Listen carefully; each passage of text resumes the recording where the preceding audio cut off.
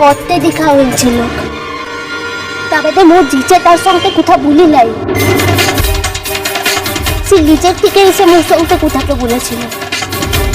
আর এখন মোদিকের মধ্যে কি কি কথা হয়েছিল সেগুলানের তুমি তোকে প্রমাণ তো দিতে পারবো ক্লাই। তুমি বলতে চাইছো যে তার দুঃখে তুমি বলে যাওনি? হ্যাঁ, তার দুঃখটা দেখে, দুঃখের কথাটা শুনে মোর কষ্টটা হয়েছিল, এটা ঠিক।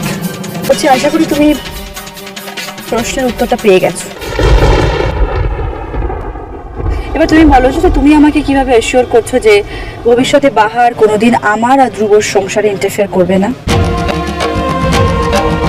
আর যদি তুমি অ্যাসিওর করতে না পারো তাহলে তুমি কি দেশ থেকে আইন কানুন তো সব উঠে যায়নি হচ্ছে? ও অর্থাৎ ভয় দেখাচ্ছ, তাই তো? না, আমি ভয় দেখাচ্ছি না।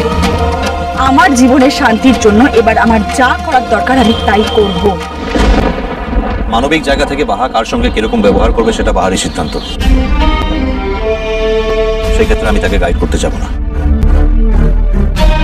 কাজে কতটা মানবিক সেটা আমি এই জীবনে অনেকবার প্রমাণ পেয়েছি। তাই বাহাকে নতুন করে চিনতে আমার বাকি নেই। হ্যাঁ, আমি তোমাকে এইটুকু অ্যাসিওর করতে পারি, আমি দায়িত্ব নিয়ে বলছি, বাহা কখনো এমন কোনো কাজ করবে না যাতে তোমাকে বাহার উপরে অমানবিক হতে হয়। এতদিন যখন পারলো না, তখন আজ আর নতুন করে কি করবে ও? এনিওয়ে বাহা, আমাদের কিন্তু দেরি হয়ে যাচ্ছে।